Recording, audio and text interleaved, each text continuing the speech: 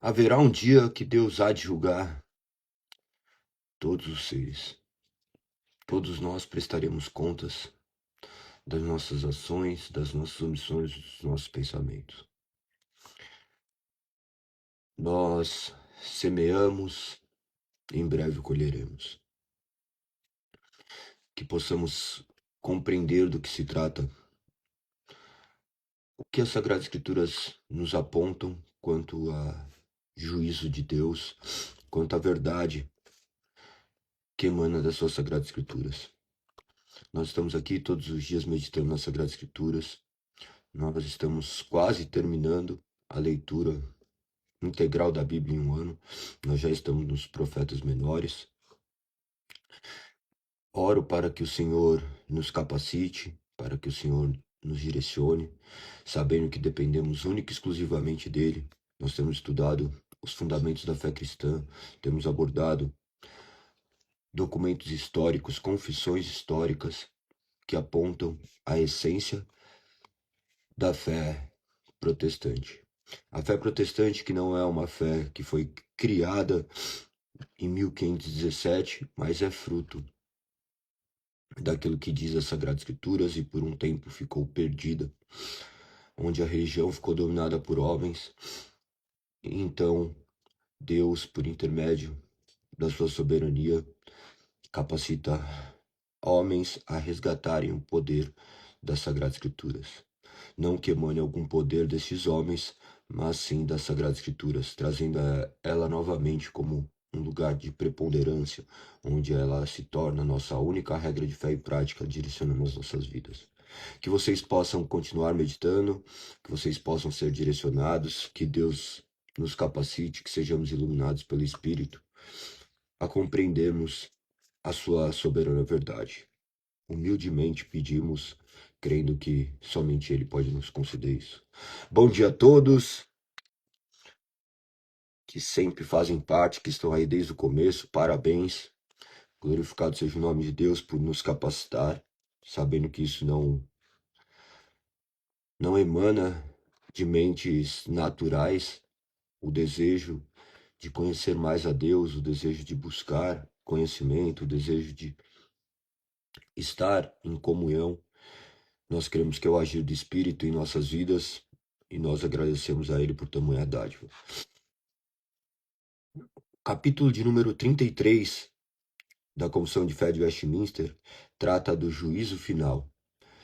O juízo final, que é um tema também bem interessante, cheio de especulações por grande parte daqueles que hoje atuam como proclamadores dessa mensagem, de uma maneira talvez equivocada por entrar em campos especulativos, mas vamos para o que diz de maneira objetiva e prática as Sagradas Escrituras, para que nós possamos nos ater simplesmente a elas e não buscarmos refúgio nas nossas consciências e nas nossas próprias opiniões. Que Deus nos direcione. Olha o que diz o primeiro parágrafo.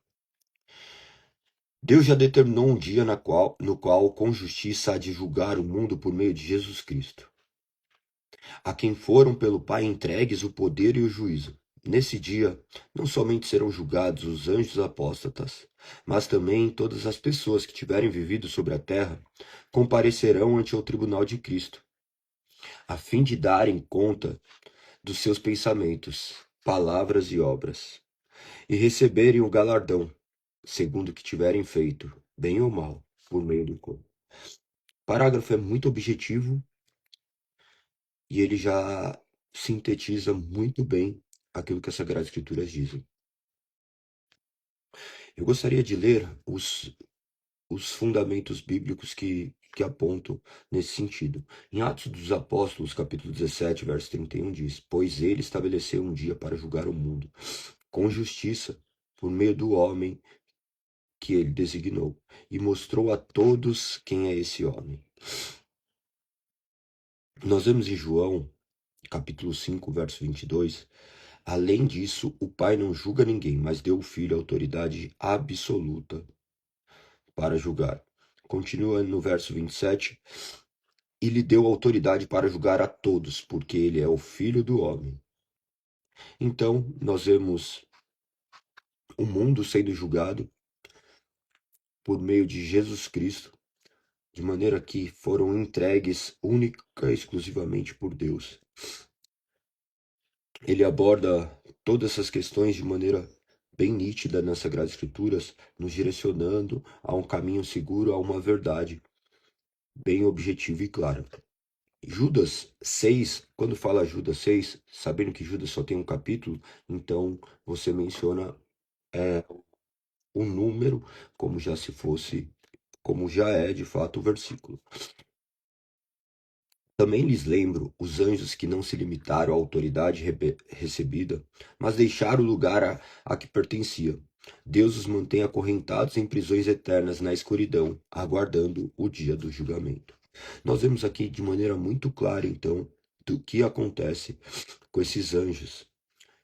Os anjos que, que deixaram o lugar a que pertenciam, eles estão presos e acorrentados nas prisões eternas, aguardando o dia do julgamento. Consequentemente, Satanás, sendo um desses anjos, ele se encontra agora aguardando o dia do julgamento, aprisionado e acorrentado. Ele ainda gozando de prestígio perante o mundo caído, eles são conduzidos pelo mal que os apodera, sabendo que esse anjo, Satanás, ele está ainda presente, mas contudo, ele está aprisionado. Aprisionado. Ele não passa de um cachorro na coleira de Deus. Essa é uma das mais belas definições do que é Satanás. Ele não atua fora daquilo que Deus permite ou determina. Então, ele nada mais é do que uma criatura. A criatura nunca poderá sobrepor o Criador. A criatura, no caso, nós não, não poderemos conquistar as substâncias do grande Criador. Nós somos seres derivados. Continua ainda esses seguintes versos. 2 Pedro capítulo 2, verso 4. Pois Deus não poupou nem os anjos que pecaram, ele os lançou no inferno, em abismos tenebrosos, onde ficarão presos até o dia do julgamento.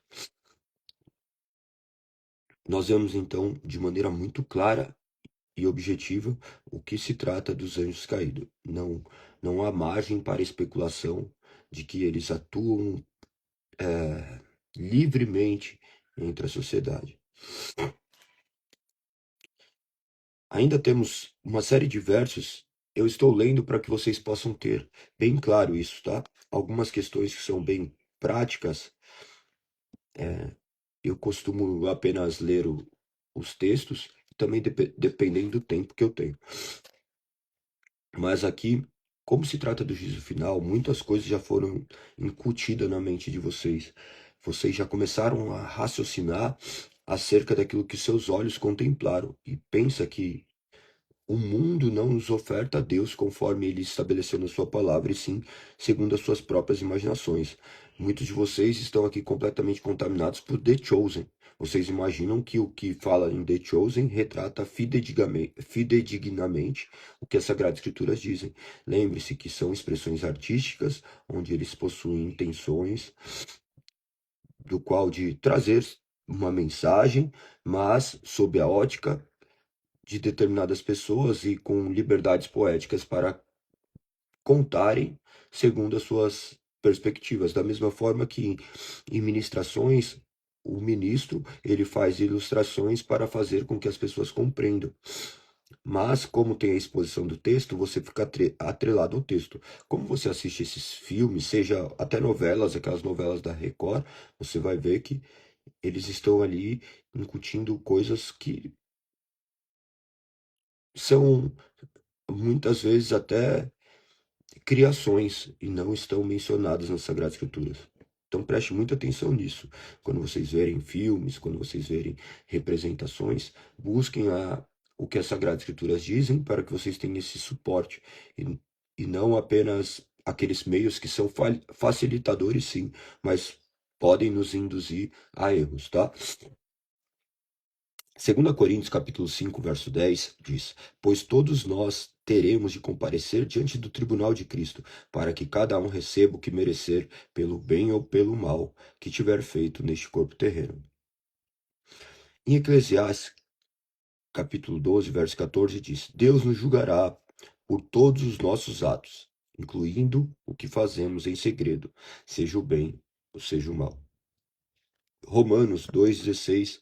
Isso confirmará no dia em que Deus julgar os segredos de cada um por meio de Cristo Jesus, de acordo com as boas novas que anuncio. Observe que está aqui falando acerca do julgamento de segredos de cada um por meio de Jesus Cristo.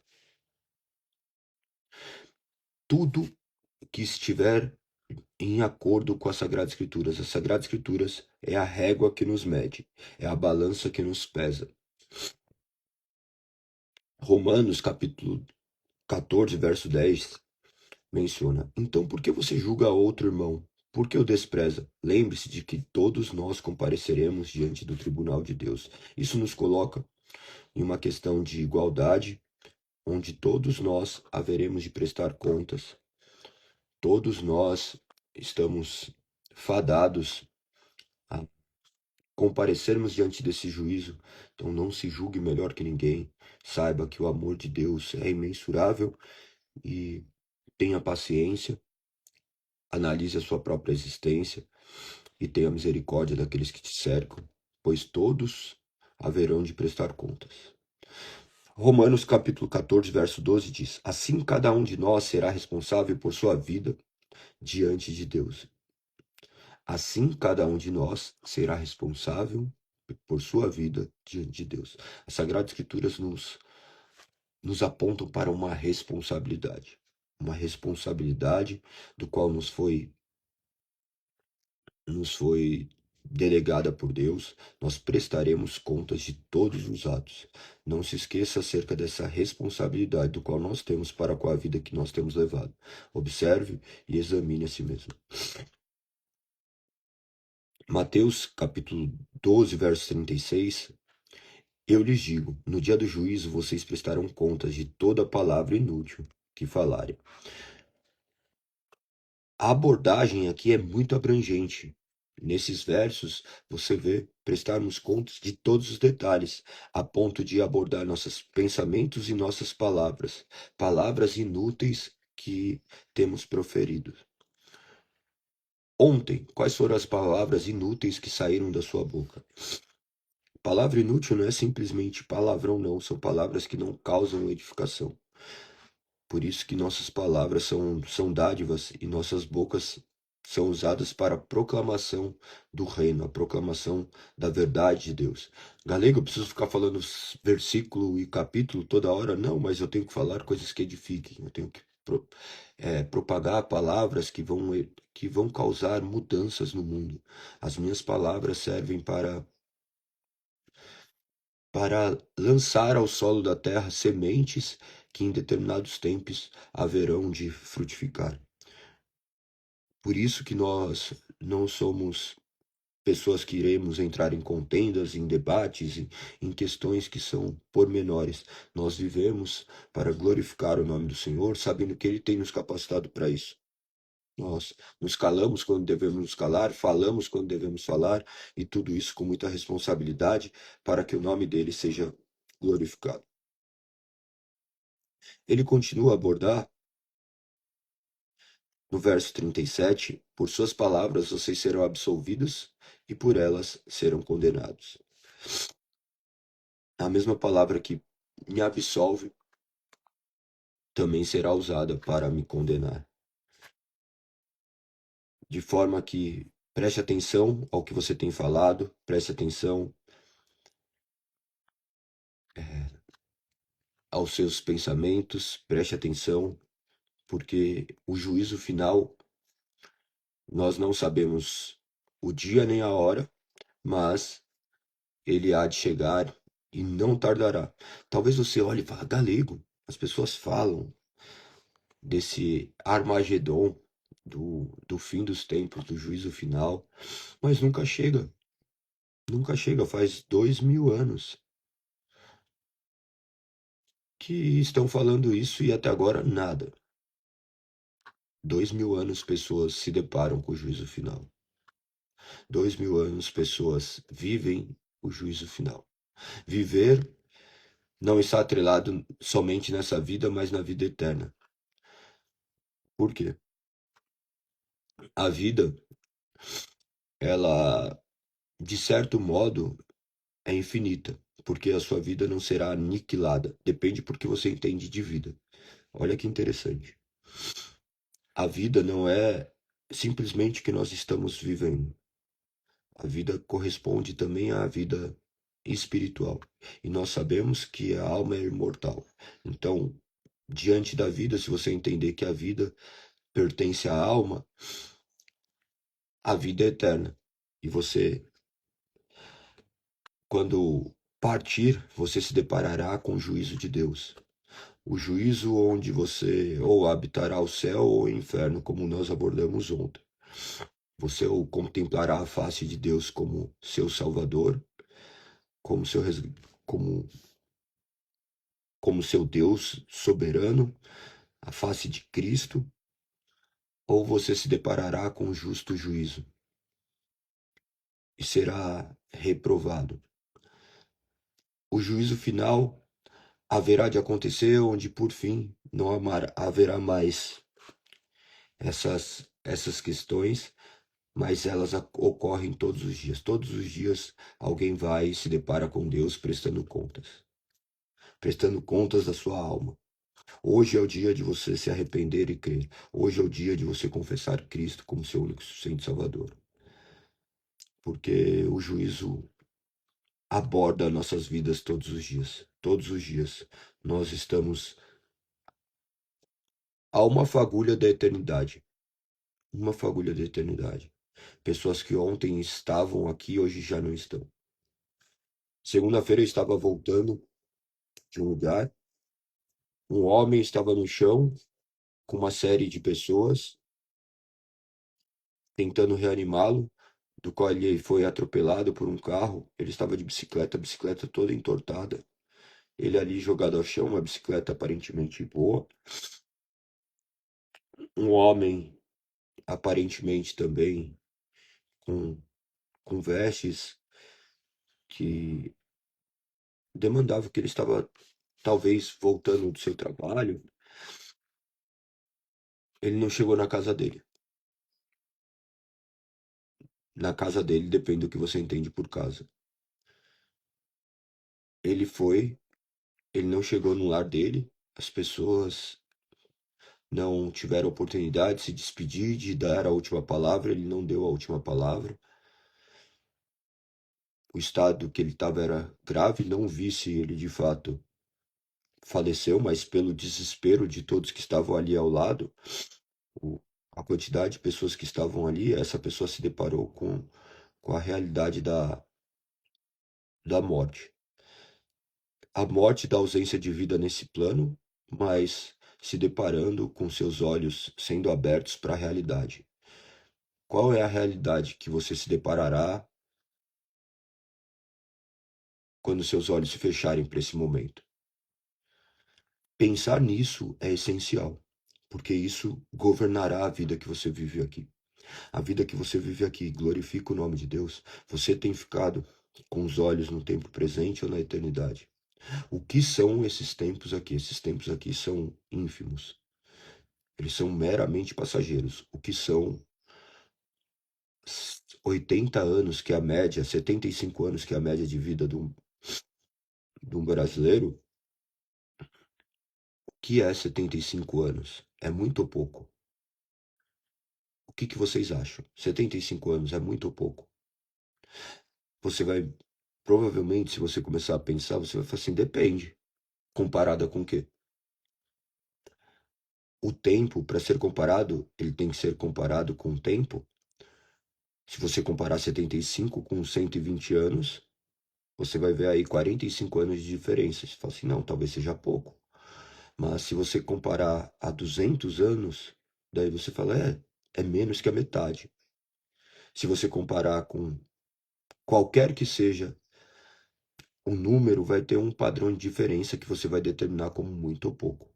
Mas nós temos que olhar do ponto de vista do juízo final, do qual nós estamos abordando hoje, que nossa vida é eterna. O que são 75 anos frente à eternidade? Diminui 75 anos da eternidade. Quanto que dá? O que são 75 anos frente à eternidade? É nada. Ela se mistura à eternidade. E se formos olhar, é apenas uma fagulha de tempo, do qual nós estamos aqui para glorificarmos o nome deste Deus. Entendermos que nós estamos aqui de passagem. A Bíblia fala que nós somos peregrinos nessa terra, que você está aqui de passagem, mas não a passeio. Sua grande missão é você glorificar a Deus. Se você entender isso, que o fim do homem é glorificar a Deus, você viverá de maneira completamente distinta do que você tem vivido. Você conseguirá render glórias a Deus em todas as circunstâncias. Em todas as circunstâncias, você viverá de maneira que o nome do Senhor seja glorificado. Você não ficará buscando aqui subterfúgios, atalhos para encontrar nessa vida o seu deleite. Pense que muitas pessoas estão vivendo de forma que eles estão encontrando em si mesmas, razão para viverem o máximo de tempo aqui na Terra. Algumas pessoas olham e falam assim, agora eles batalham, batalham, batalham e conquistam uma série de coisas, daí falam, ai, agora eu quero viver bastante, porque agora tá legal viver aqui. Porque eu vivi de maneira antes sem nada e agora que eu conquistei algumas coisas, deixa eu usufruir disso. Deixa eu me deliciar naquilo que eu conquistei. E quando você vai ver, quando você começa a se deliciar disso, você está se apegando àquilo que você já deveria ter deixado faz tempo. Você vai ver que a maioria das pessoas, elas trabalham, trabalham, trabalham, vendem sua vida em troca do dinheiro, vendem seu tempo em troca do dinheiro, perdem tempos valiosos, e quando elas vão usufruir do seu tempo, que é seu presente mais valioso, eles necessitam daí do seu dinheiro para comprar sua saúde, para viver aquilo que eles não viveram durante um bom tempo. A pessoa vive um bom tempo, daí com 65 anos se aposenta, daí fala, agora eu vou viver minha vida. E quando ele vai tentar viver a vida, ele já nem tem vida. Porque a sua energia não é mais a mesma, as suas vontades não são mais as mesmas. Daí tudo que você quer é um lugarzinho tranquilo. Que você comece a viver a sua vida agora. Que você hoje possa viver e usufruir daquilo que Deus te concedeu. Que você possa ter alegria em tudo aquilo que Deus colocou na sua vida, pois essa é a vontade de Deus para a sua vida. Seja em qual circunstância você esteja, seja no momento de desespero, seja no momento de alegria. No momento de desespero, não se sinta desamparado, pois ele com certeza lhe trará lucidez. No momento de alegria, talvez você também não se perca, sabendo que esse momento também se passará. Usufrua desses dois momentos, sabendo que nos dois retratam maravilhas. Retratam maravilhas daquilo que Deus escreveu para as nossas histórias, para que Ele seja glorificado. Os momentos de dificuldades provarão a nossa fé, mostrarão onde nossa fé está firmada. Nos momentos de alegria, mostra também dessa forma onde nossa fé está firmada. As alegrias podem nos conduzir a lugares completamente distantes de Deus. A alegria, por vezes, nos traz arrogância, da mesma forma que também os momentos de dificuldade nos traz arrogância. Então, em todos os tempos, nós devemos glorificar o nome de Deus. Em todos os tempos, nós devemos buscar compreender a palavra do Senhor, sabendo que essa vida é muito breve. Esse juízo final há de acontecer. Esse juízo final acontece não da maneira literal, como está dizendo aqui, acerca dessa segunda vinda, mas olhando para este tempo presente, nós poderemos entender o juízo final também como o nosso último fôlego neste corpo. Que você possa compreender isso. Talvez você já perdeu alguém, talvez você tenha perdido alguém, talvez restaram palavras, talvez restaram abraços. Viva intensamente. Viver intensamente não é viver desgovernadamente, é viver sabendo que o seu suspiro pode ser o último, o seu dia pode ser o último.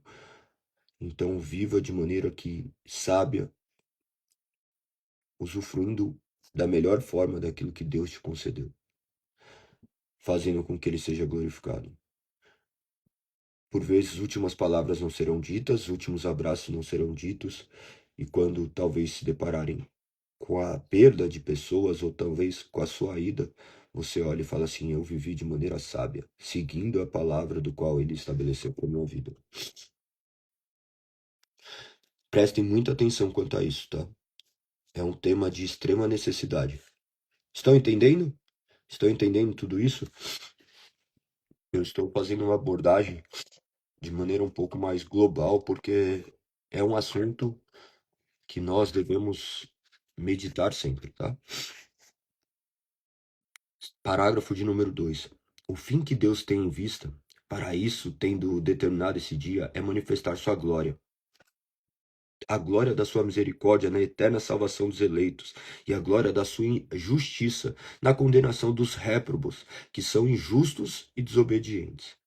Os justos irão, então, para a vida eterna e receberão aquela plenitude de gozo e alegria procedentes da presença do Senhor. Mas os ímpios que não conhecem a Deus nem obedecem ao Evangelho de Jesus Cristo serão lançados nos eternos tormentos e punidos com a destruição eterna, proveniente da presença do Senhor e da glória de seu poder.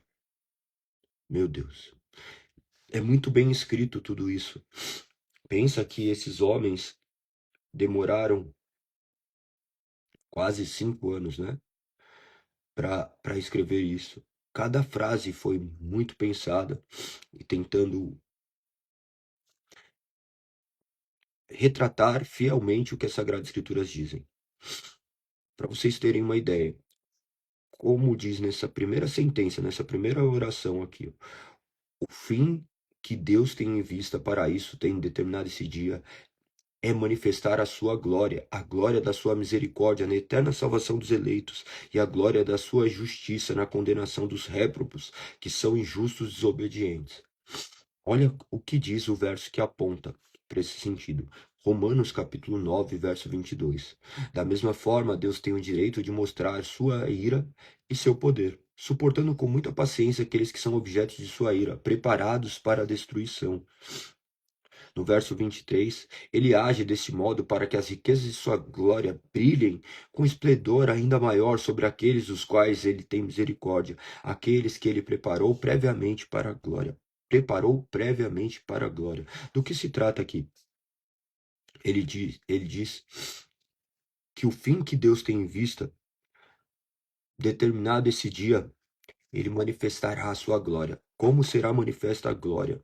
A glória da sua misericórdia, a glória da sua benevolência, a glória da sua manifesta na sua eterna salvação daqueles que ele escolheu salvar desde antes da fundação do mundo, sabendo que se ele não tivesse escolhido salvar, se dependesse do homem a salvação, todos os homens estariam perdidos, pois nós pecamos todos os dias em nossas ações, nossas omissões, nossos pensamentos. Essas ações e nossas palavras, tá? Porque ações talvez vocês não possam conectar com palavras, e muitas vezes é mencionado acerca de palavras. Então, nós pecamos com ações, omissões e pensamentos e nossas palavras.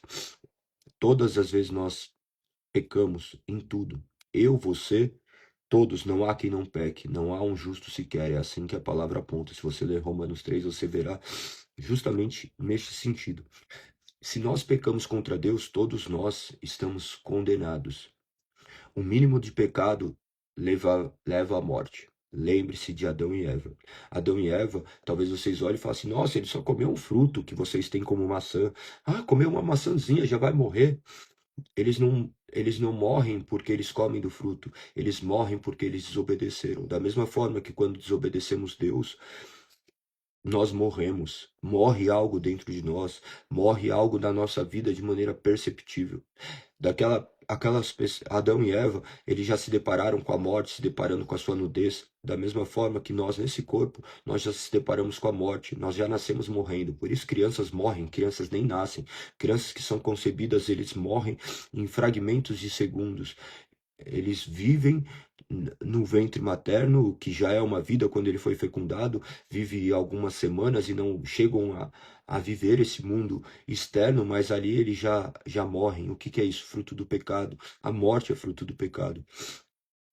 A morte que nós somos completamente responsáveis pela nossa morte, dignos dessa morte, porque todos nós estávamos em Adão e todos nós somos pecadores e nós herdamos de Adão a condenação. Mas, por intermédio de Cristo Jesus, o segundo Adão, ele nos trouxe a salvação que abarca todos aqueles que Deus escolheu salvar. Por quê? Porque ele quis.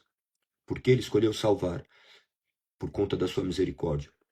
Ele escolheu salvar mediante todos aqueles que estavam condenados, os réprobos, todos se tornaram réprobos. O que que é isso? Todos foram reprovados, pois todos pecaram e todos careciam da justiça de Deus. Deus, sendo justo, ele deve condenar o pecado, e ele condenou o pecado. Condenou o pecado de forma que todos já nasceriam mortos, pois desobedeceram a Deus. A morte, então lembra que nós estamos abordando aqui o que era vida e morte? É filosófico, mas é real se você começar a trazer as ideias. Tem pessoas que estão vivas em corpo, mas completamente mortos espiritualmente. Você consegue enxergar isso de maneira bem nítida, né? Por intermédio das palavras, ações. Você consegue ver que as pessoas estão mortas. Esses daí são aqueles que serão condenados? Não, nós não sabemos. Nós não sabemos. Isso será manifesto na eternidade. Na eternidade, quando nós saberemos que Deus condenará os que foram reprovados. Eles serão reprovados pelas suas próprias escolhas, de maneira ao qual aqueles que ele estendeu misericórdia, eles serão salvos. Quem são esses eleitos de Deus? Somente Deus sabe. Nós poderemos ter uma vaga percepção, ou talvez uma firme convicção, mas isso não é uma certeza, porque a certeza só pode emanar daquele que fez. E ele sabe quem são os eleitos e quem não são. Porque a própria palavra diz naquele dia, salvo engano, Mateus 24, que aponta nesse Mateus, acho que é talvez 7, que fala: Senhor, Senhor, não expulsamos demônios, profetizamos, curamos enfermos em seu nome, apartai de mim, pois não vos conheço. Então, pessoas que tinham a plena convicção, mas que de fato não eram. Então, a salvação pertence somente ao Senhor e nós nos rendemos diante dessa salvação.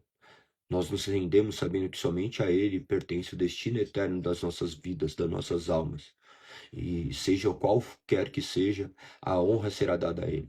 Muitas pessoas olham e falam: ah, vocês olham e vocês estão aí se orgulhando de ser eleitos. Não, de forma alguma.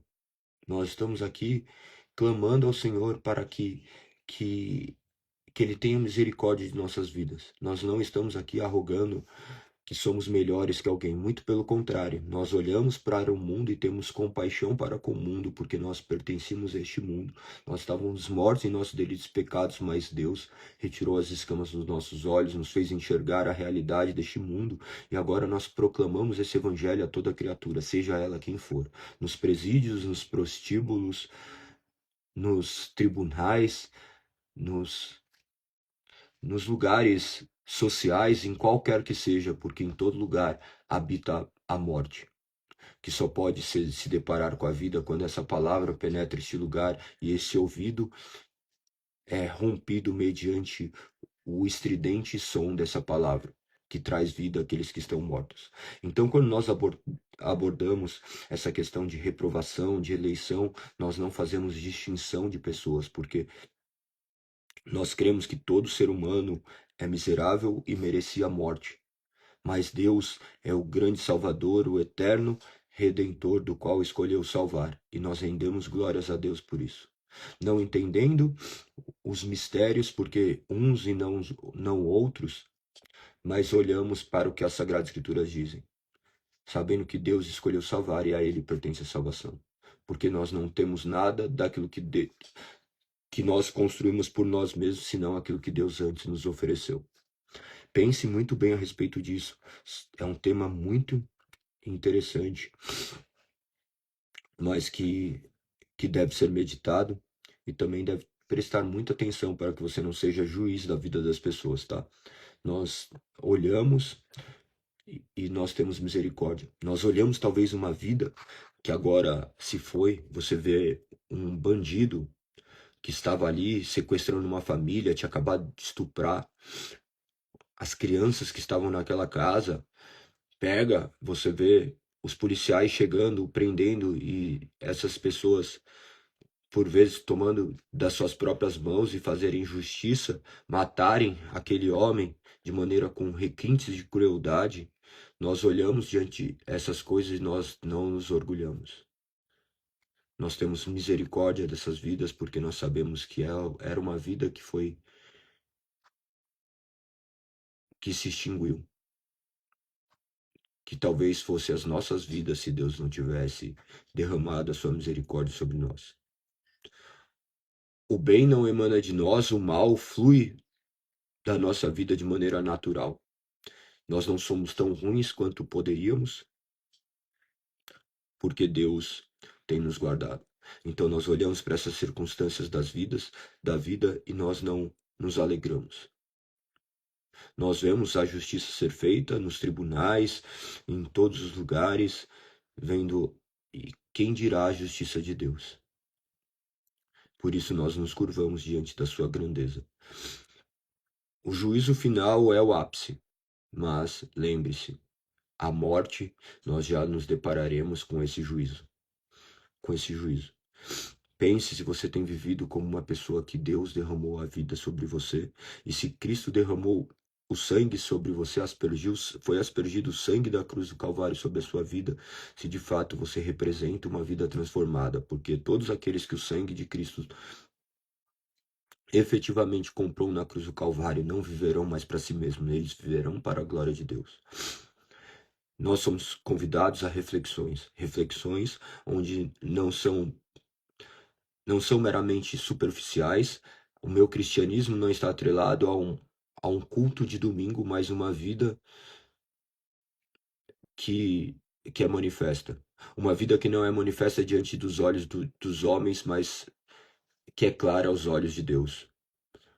Uma vida não que eu mostro na rede social, mas que eu vivo no meu secreto. Que vocês possam compreender do que se trata tudo isso. Continua dizendo: os justos irão então para a vida eterna e receberão aquela plenitude de gozo e alegria procedentes na presença do Senhor. Mas os ímpios, que não conhecem a Deus nem obedecem ao Evangelho de Jesus Cristo, serão lançados nos eternos tormentos e punidos com a destruição eterna, provenientes da presença do Senhor e da glória do seu poder. Mateus 25, 21 diz: o Senhor disse: muito bem, meu servo bom e fiel. Você foi fiel na administração dessa quantia pequena. Agora lhe darei muitas outras responsabilidades. Venha celebrar comigo. Romanos, capítulo 2, verso 5. Mas por causa de seu coração rebelde, você se recusa a abandonar o pecado, acumulando ira sobre si mesmo, pois o dia da ira se aproxima, quando o justo juízo de Deus se revelará. Observe que aqui está bem no começo de Romanos, onde ele começa a abordar essa questão de pecado. Do seu coração rebelde, do nosso coração rebelde. Nós nos recusávamos a abandonar o pecado, acumulando sobre nós a ira de Deus. Contudo, Deus escolheu nos salvar, por intermédio do teu Santo Espírito penetrando no nosso coração e regenerando, e agora rompendo as algemas que nos prendiam ao pecado. Isso é uma obra soberana de Deus. Deus age de maneira soberana na restauração do ser. Você olha e fala: Galego, então aquelas pessoas que, que, que estão ali vivendo aquilo do pecado, Deus não foi até elas? e veio até mim, sim, Deus foi até você. Deus foi até elas, de certa forma, sim, depende do contexto que você estiver inserido. Se você for ver, você vê pessoas que estão ouvindo a palavra, mas eles negam a palavra.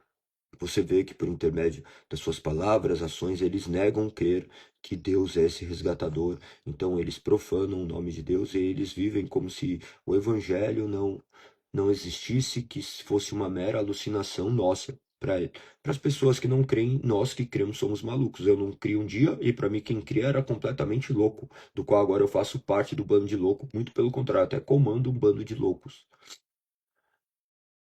Loucos para o mundo, porque essas palavras não podem ser discerníveis por intermédio de uma mera racionalidade. Elas devem ser iluminadas mediante o agir do Santo Espírito. Vocês devem compreender do que se trata isso. Você negaria Deus se Deus não tivesse o resgatado.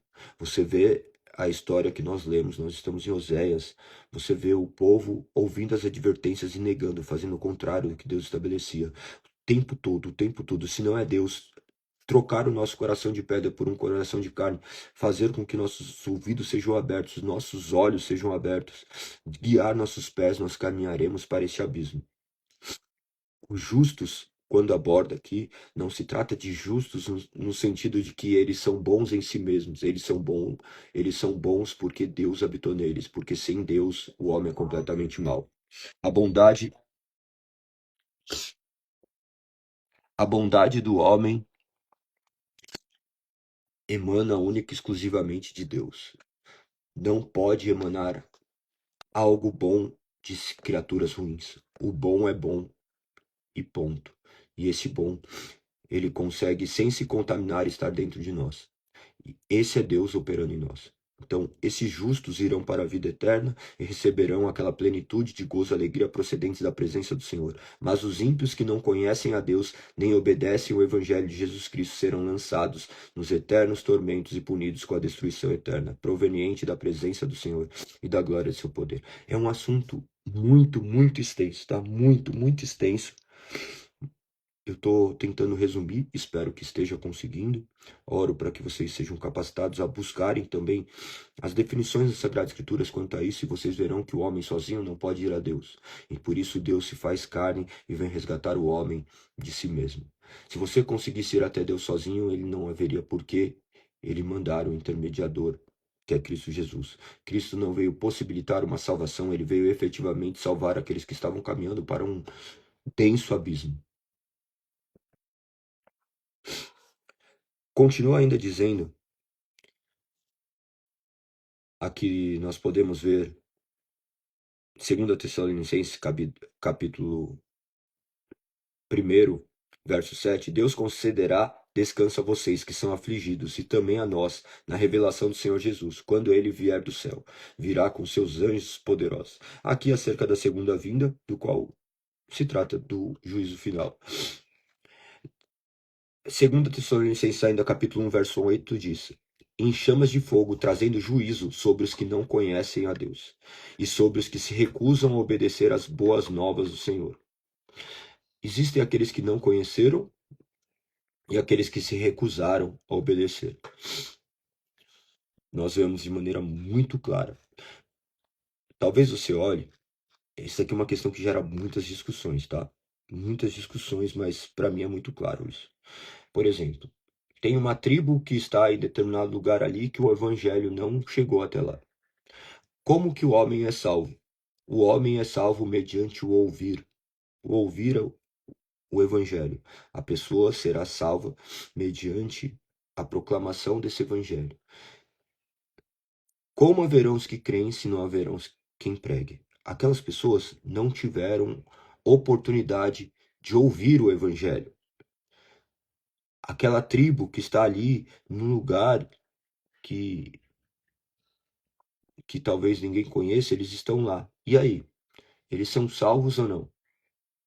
Vem um, vem um tsunami e mata todas aquelas pessoas daquela ilha e eles não ouviram falar de Cristo Jesus. Não ouviram falar de Deus. E aí, eles são salvos ou não? O que você me conta? O que você acha disso? Coloca a cabeça para pensar agora aí. 6h44 da manhã. O que vocês acham? Querem falar sobre o passo? E aí? O que vocês acham? Coloque a sua resposta. Aquelas pessoas daquela ilha que nunca ouviram falar, não tiveram contato com a palavra, eles serão salvos ou não?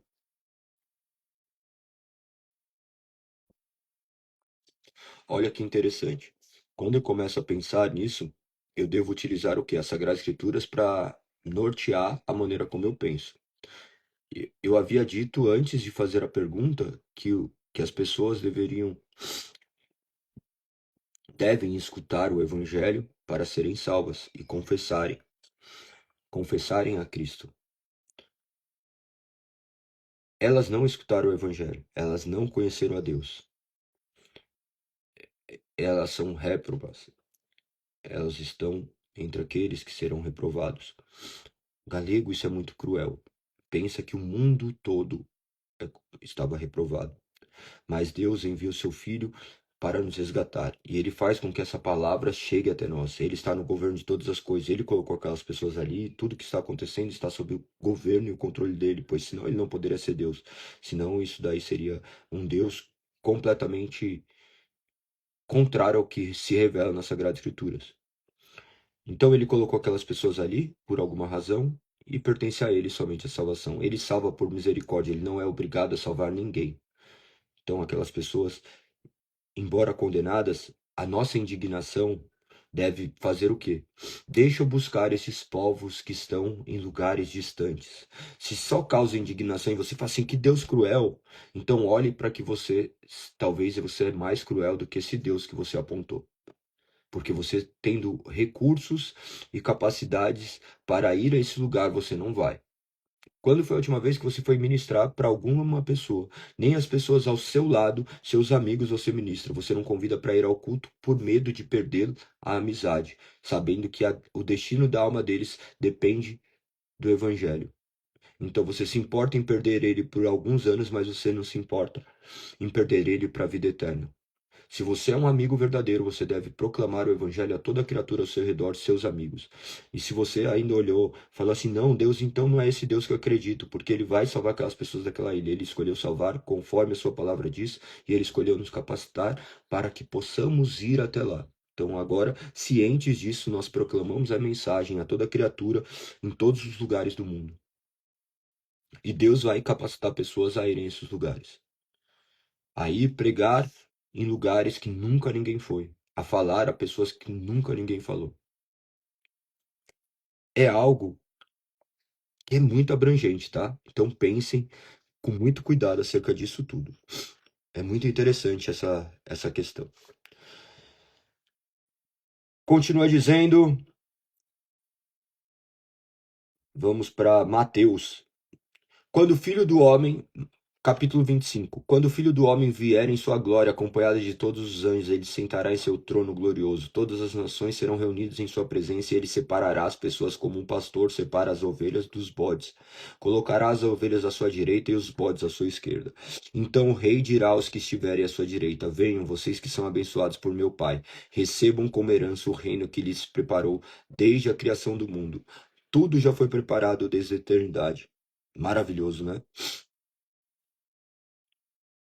Atos capítulo 3, verso 19, diz da seguinte forma: agora arrependam-se e voltem-se para Deus, para que seus pecados sejam apagados, perdoados, em alguns lugares apagados. Do que se trata os seus pecados serem apagados? Não há mais condenação para aqueles que estão em Cristo Jesus. Eu fui uma pessoa terrível e glória a Deus por Deus ter me resgatado. Talvez vocês olhem e falem, não, não foi tão terrível assim. Olha o que você faz, olha outras pessoas. Pensa que o mínimo de pecado ofende a Deus. O mínimo de pecado é o suficiente para a condenação.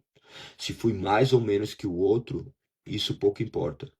O pecado que outra pessoa fez ou deixou de fazer, isso pouco importa, porque o mínimo de pecado foi o suficiente para crucificar Cristo, e isso que nossa mente deve ter.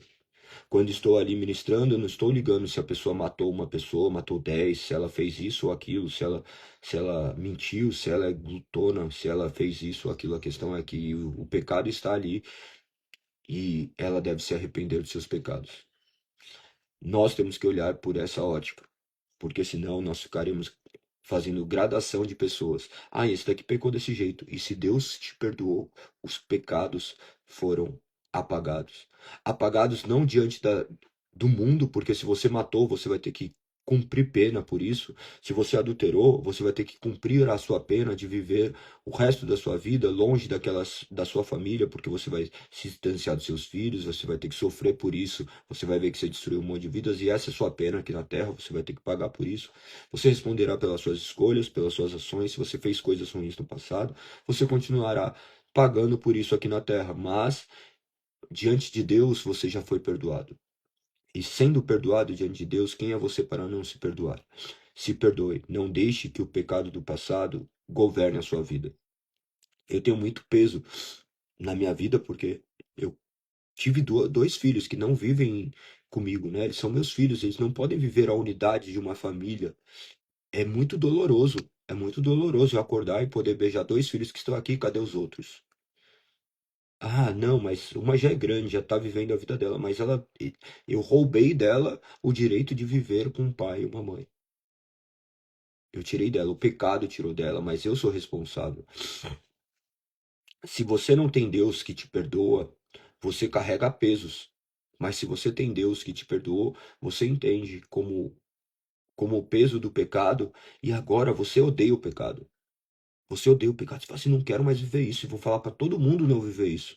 Quando as pessoas vêm falar comigo de relacionamento, a primeira coisa que eu falo, volta para a pessoa que você estava. Por quê? Não, porque você vai se destruir.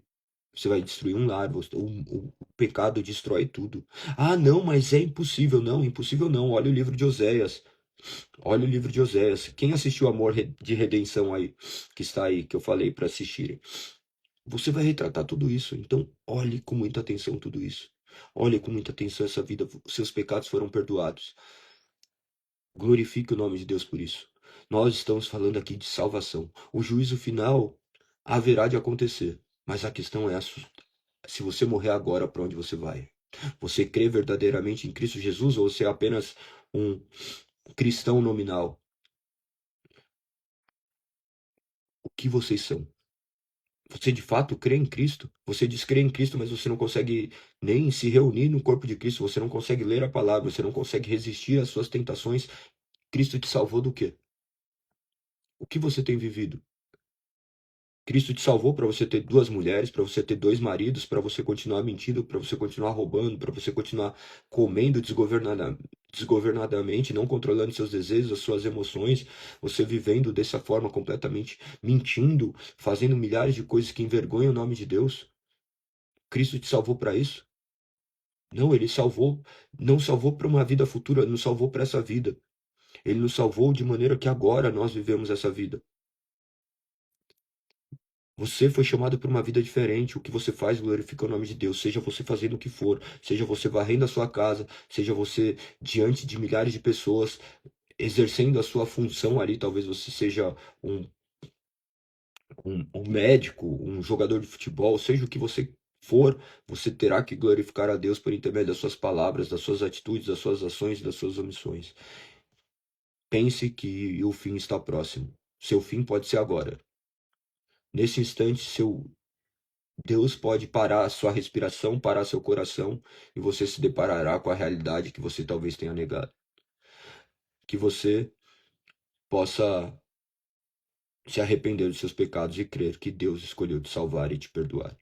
O juízo final é a marca da segunda vinda, mas a segunda vinda, nós não sabemos a data, a hora, da mesma forma que nós não sabemos o dia da nossa morte.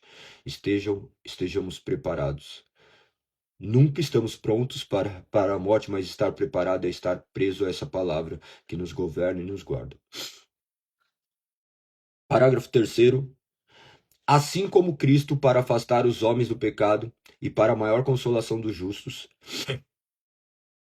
nas suas adversidades, quer que estejamos firmemente convencidos de que haverá um dia de juízo.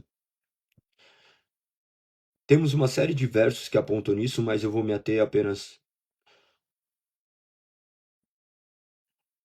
a 2 Coríntios capítulo 5, verso 11 diz: Assim, conhecendo o temor ao Senhor, procuramos persuadir outros. Deus sabe que somos sinceros e espero que vocês também o saibam. Eu ia falar só um, mas eu quero... Ó, 2 Pedro capítulo 3, verso 11 também diz: Visto, portanto, que tudo ao redor será destruído, a vida de vocês deve ser caracterizada por santidade e devoção. Verso 14. Portanto, amados, enquanto esperam que essas coisas aconteçam, esforcem para levar uma vida pacífica, pura, sem culpa aos olhos de Deus. Eu vou falar todos os versos, então, que estão mencionados aqui nessa frase. Tessalonicenses, 2 Tessalonicenses, 1 capítulo, verso 5 diz: Deus usará essa perseguição para mostrar que seu julgamento é justo e para torná-los dignos de seu reino, pelo qual estão sofrendo. Em sua justiça, Deus pagará com aflição aqueles que afligem vocês. Deus concederá descanso a vocês que são afligidos e também a nós, na revelação do Senhor Jesus. Quando ele vier do céu, virá com seus anjos poderosos. Lucas, capítulo 21, verso 27. Então todos verão o Filho do Homem vindo numa nuvem com poder e grande glória. Portanto, quando todas essas coisas começarem a acontecer, levantem-se e ergam a cabeça, pois sua salvação está próxima. Nós vamos ver todos esses apontamentos. E continua dizendo ainda nesse terceiro parágrafo.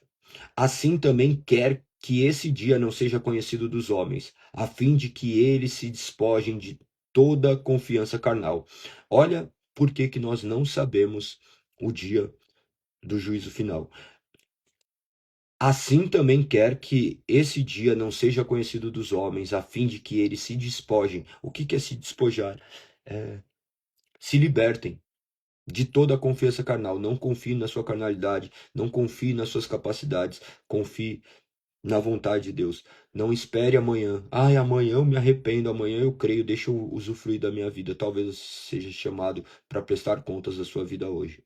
E se você tiver que prestar contas, o que será dito acerca de você? Você não é o que você pensa que é. Você é o que Deus diz que você é. Ele sonda sua mente e seu coração. Ele sabe todos os seus desejos. Não olhe que você tem um coração sincero, porque seu coração é podre como o meu, como o de todos. Nossos corações são corrompidos, nossas mentes são corrompidas. Não confiamos em nós mesmos, mas confiemos no Senhor que escolheu nos salvar. Confie único e exclusivamente em Cristo que escolheu te amar. A sua confiança da salvação está em você crer que Cristo é seu único e suficiente Salvador, o seu resgatador, aquele que te chamou das trevas para a maravilhosa luz. Continua dizendo: sejam sempre vigilantes, não sabendo a que hora virá o Senhor, e estejam prontos a dizer: vem logo o Senhor Jesus. Amém. E assim termina. Tem uma série de outros versos, do qual eu vou ler apenas um agora sim. Apocalipse 22, 20.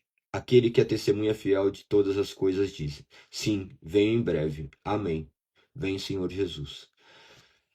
O Senhor Jesus em breve virá, ou se não, até mesmo hoje, nós iremos até Ele. Se você pode ir até Ele hoje, porque você está esperando amanhã, que você confie e creia que Ele escolheu te fazer, Ele escolheu te amar. Confie nesse amor, que esse amor está sendo estendido a você. Mesmo você o negando, Ele não o negará. Ele está com os braços abertos, te chamando, e ele virá até você. Mais cedo ou mais tarde, ele tomará a sua vida em suas mãos e fará com que o nome dele seja glorificado. Tenho certeza que essa palavra não pode ser resistida, que todos aqueles que ele chamou desde antes da fundação do mundo, ele transformará, ele redimirá, e nada poderá afastá-los deste mensurável amor. Tal qual é representado nos 4 capítulos de hoje, creio que vocês devam ter lido até aqui. Hoje nós vamos falar do capítulo 11 ao 14. Vocês vão ver no capítulo 11 o homem completamente distante de Deus. Deus capacitou Israel Deus ensinou Israel a andar conduzindo pela mão, conforme está escrito ali no capítulo 11, no verso 3, mas, mas eles não se deram conta que era Deus que estava cuidando deles. Eles confiavam em si mesmos. Eles confiavam na sua força. Deus manifesta o seu poder sempre cuidando, guardando o seu povo, mas o seu povo se nega a confiar que Deus que está fazendo isso. O homem confia na sua capacidade, o homem olha para sua conta financeira e fala assim: olha como eu sou bom. Olha quantos clientes eu conquistei, olha quanto a minha inteligência fez. Como se trouxesse para si toda a honra e glória.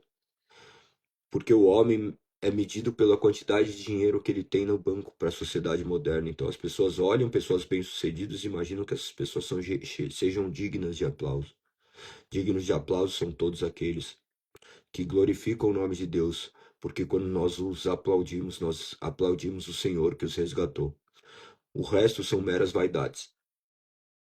Lembre-se que esse povo arrogava para si a capacidade de serem o povo eleito de Deus, qual Deus tinha salvado por intermédio de milagres, de maravilhas, mas ainda assim eles confiavam em si mesmos, eles não se curvavam diante deste Deus soberano.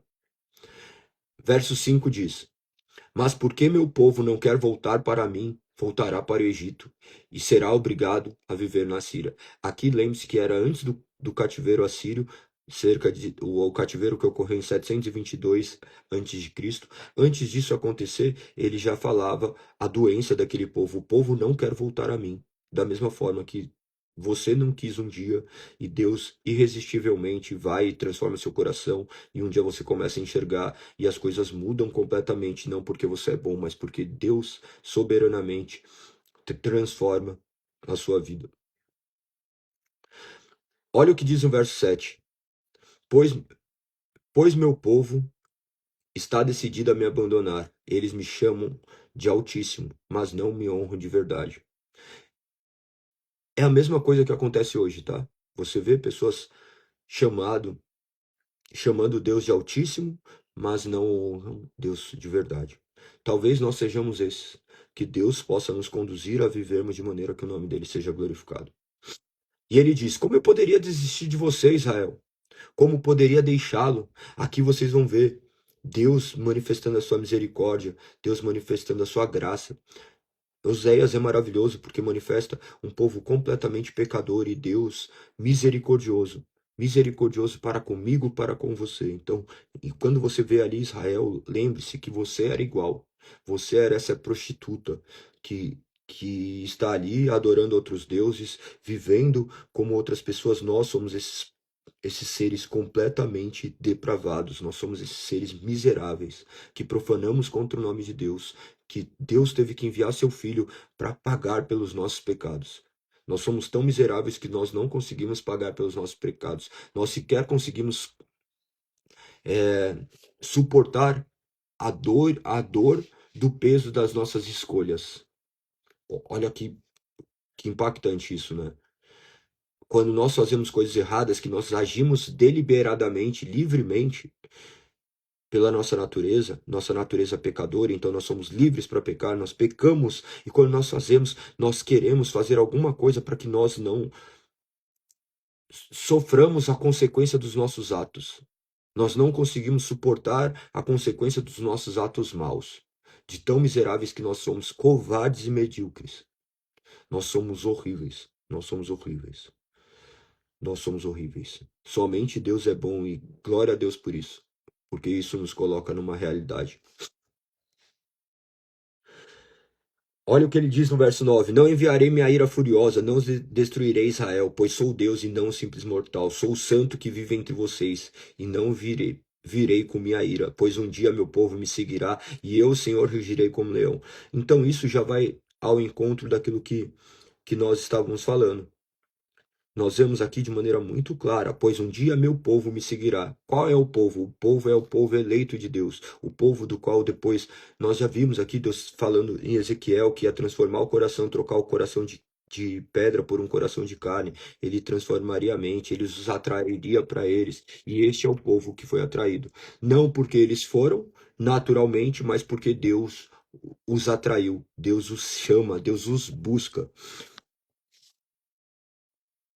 Verso 12 diz: Israel me cerca de mentiras e traições, mas Judá ainda obedece a Deus e é fiel e santo. Naquele tempo só, tá? Então, quando você olha e fala, nossa, tá vendo? Judá fiel e santo. Não, depois você vai ver também o cativeiro babilônico, que é de Judá. Então, você vai ver o povo sempre se afastando de Deus. Desde Gênesis, você vai ver ali em Adão. Adão peca. Depois você vai ver a sua descendência é gerada, depois vem o dilúvio. O dilúvio não tinha ninguém, nenhum justo. Daí Deus escolhe preservar Noé. Depois você vai ver de Noé, começa também ladeira abaixo. Você vai ver Deus salvando um povo por intermédio de Moisés, não obedecendo Moisés. O povo sempre desobedecendo. A realidade é sempre essa. O povo continua desobediente, somente Cristo transformando nosso coração para que nós possamos obedecer. E ainda assim não obedecemos de maneira integral, porque nós estamos nesse processo de santificação. Por isso que não adianta você buscar uma santidade em nenhum lugar, porque você não vai encontrar. Você está num mundo caído. Nem dentro da igreja, tá? A igreja não é o lugar santo. Ali é o lugar onde pecadores se reúnem em torno de um que é santo. Deus reúne aquelas pessoas ali, por isso que você vai ver imperfeições ali dentro. Porque ainda o mais crente ainda continua sendo um miserável pecador. Por isso que você vai ver pastores profanando o nome de Deus, membros profanando o nome de Deus, todo mundo profanando o nome de Deus. O único que exaltou o nome de Deus em vida, que poderá ser utilizado como representação, é Cristo Jesus. Nós podemos caminhar e nos esforçar até o máximo para isso, nós devemos nos esforçar, mas o nosso esforço sempre será em vão. Imagine que, com certeza, para a mãe das minhas filhas, ainda que eu possa ter sofrido milhares de transformações, tem 10 anos de conversão, para elas, eu sou ainda aquele cara adúltero, um cara completamente repugnante, e eu nunca conseguirei mudar o que elas pensam sobre mim. E serei para sempre isso. Milhares de coisas, ainda que possam pensar coisas boas, ou até pessoas que eu possa ter ferido no passado, eu posso me tornar o que for, que para eles aquelas marcas já foram causadas. Pensem muito bem a respeito da vida de vocês. Não carregue as mesmas marcas que muitas pessoas têm carregado, que vocês possam olhar para as Sagradas Escrituras e verem que vocês são esses pecadores que só podem ser regenerados mediante o agir de Cristo e viver em obediência. Esse povo errava porque eles não obedeciam. Nós erramos porque nós não obedecemos. Nós temos uma palavra a ser direcionada, por isso que eu sempre falo, leia a palavra de Deus, tenha comunhão, porque esse é o meio que Deus utiliza para nos fortalecer. Ore ao Senhor, clame ao Senhor, procurem ser assíduos no compromisso com a igreja. Não que isso vai fazer você mais santo, mas ali é um meio de graça, é um meio onde você se fortalece, é um meio onde nós podemos desabafar, onde nós podemos ser ministrados por Deus e termos essa comunhão. Ele escolheu se manifestar dessa forma e nós nos curvamos diante dele. Nós temos que olhar para as Sagradas Escrituras como se estivesse sendo representado nós ali. A Bíblia não é um livro histórico, ele é um livro prático. Embora seja histórico em muitos sentidos, eles nos remete a uma prática, a uma aplicação em nossas vidas. Nós devemos aplicar essa palavra que lemos, essa realidade, e falar assim, nossa, que povo miserável, eu também sou miserável desse jeito. Senhor, me transforma. Senhor, mude minha maneira de pensar, minha maneira de agir. Me conduza, Senhor, que eu não seja esse povo desobediente. Será que eu sou esse povo, Senhor, arrogante, cego, que acho que está tudo bem porque eu frequento a igreja 2 vezes na semana, porque eu leio a Bíblia? Ah, Senhor, abra meus olhos, Senhor, para aquilo que eu não consigo enxergar. Me conceda, Senhor, a realidade da vida, para que eu não seja mais um falso, mais um mentiroso, mais um que fala que te adora, mas não te adora. Continuando o capítulo 12.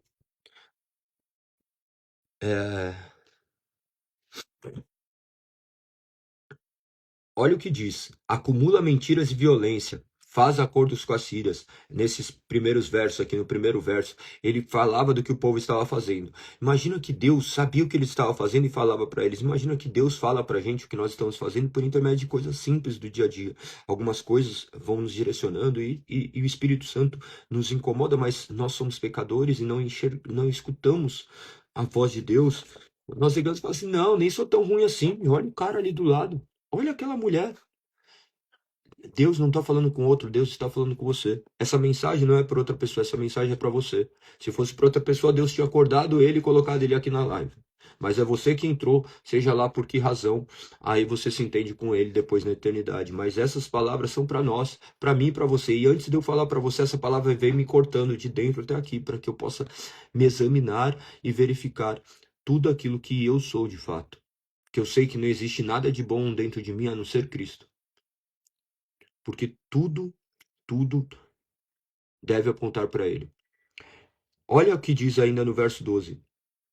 Agora o Senhor apresenta acusações contra Judá. Está prestes a castigar Jacó por sua conduta enganosa. Ele retribuir por tudo que fez. É maravilhoso esse trecho, tá? Ele começa a trazer as acusações perante aquilo que eles tinham feito. Imagina que ele estava castigando Jacó. Jacó pela conduta enganosa, mas não era Jacó, ali era a sua linha, a sua descendência.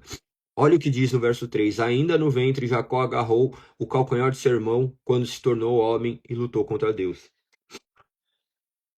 A conduta enganosa, você vai ver Esaú e Jacó, você vai ver depois Romanos 9.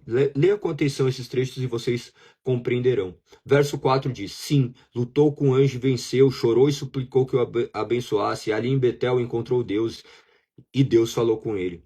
O Senhor Deus dos exércitos, o Senhor é seu nome, portanto voltem para seu Deus, pratiquem o amor, a justiça e confiem sempre nele.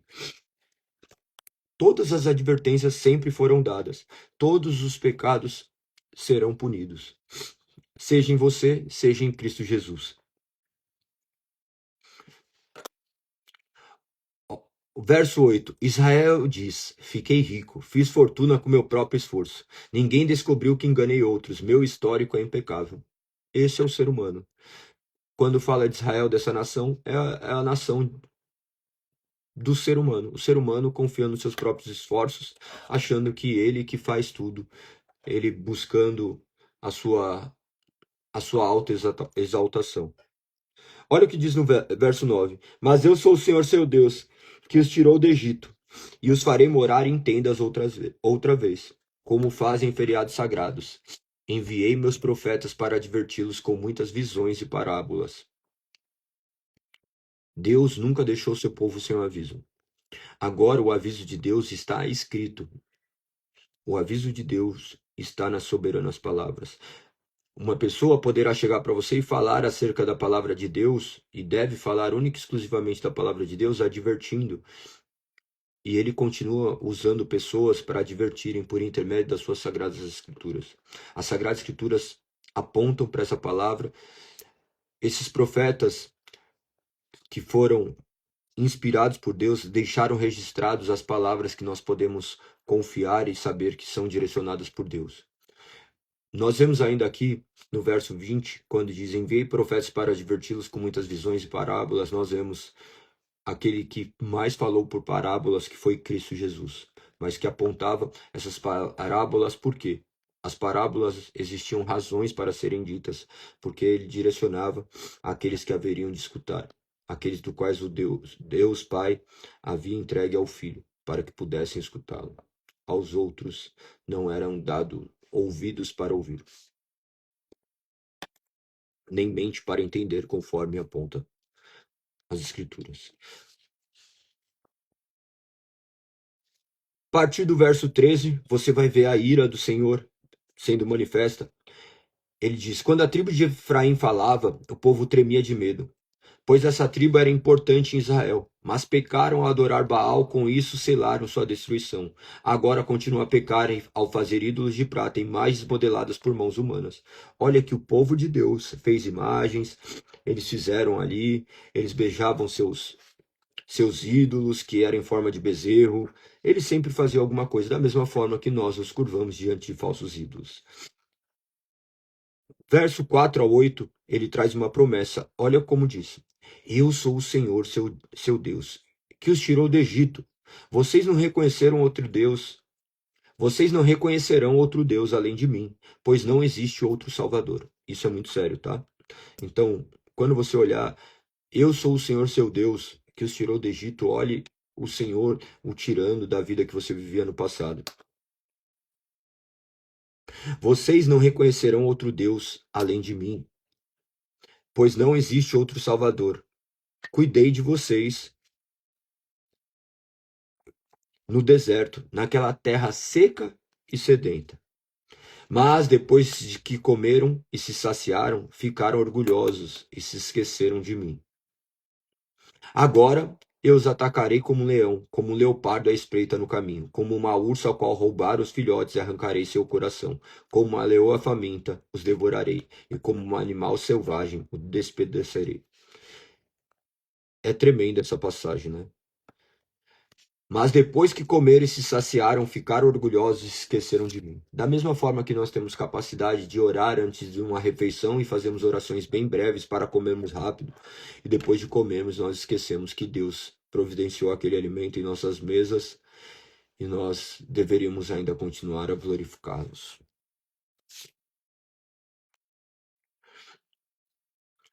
Em minha ira eu lhes dei reis, em minha fúria os tirei. Todos os governantes, que nem nós já vimos, são instituídos diretamente por Deus. Verso 16.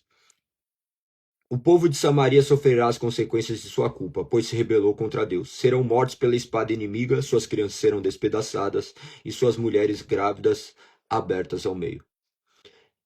Este era Deus manifestando o que haveria de acontecer, consequência do homem, consequência do pecado. Observe que não há nada nas Sagradas Escrituras que aponte para uma redenção onde o homem é preponderante, onde o homem toma uma decisão. E nós vemos, se não fosse Deus nos salvar, nós estaríamos completamente perdidos.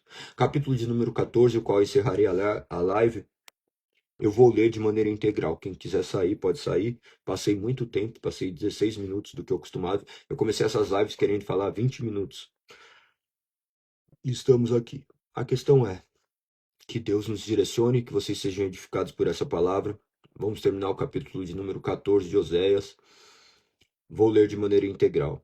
Volte, ó Israel, para o Senhor seu Deus, pois seus pecados causaram sua queda. Tragam suas confissões e voltem para o Senhor. Digam-lhe: perdoa nossos pecados e recebe-nos com bondade, para que possamos oferecer-te nossos louvores. A Síria não pode nos salvar, nossos cavalos de guerra também não. Nunca mais diremos a ídolos que fizemos: vocês são nossos deuses. Somente em ti os órfãos encontram misericórdia. Então eu os curarei de sua infidelidade e os amarei com todo o meu ser, pois minha ira desaparecerá para sempre. Observe o que é dito. Deus os curará da infidelidade. Deus amando nos curará. O amor de Deus nos cura da infidelidade, da inimizade que existia entre Deus e nós. E essa infidelidade foi curada mediante o sangue de Cristo. Cristo morrendo na cruz por nós. Você entender que Cristo morreu na cruz por você é completamente essencial. Muitas pessoas enxergam Deus de maneira unitária, que todo caminho leva a Deus, é um verdadeiro engano. Somente Cristo Jesus leva até Deus. Cristo, que é Deus encarnado. O homem não podendo ir até Deus, Deus se faz carne, de maneira a morrer pelos nossos pecados, porque nós não poderíamos ser bons o suficiente para alcançarmos o céu. Então Deus se faz miserável, morre na cruz, é açoitado, sofre todas as aflições para que pudéssemos habitar o céu mediante seu precioso sangue. Resta apenas confiarmos que ele é nosso único e suficiente Salvador.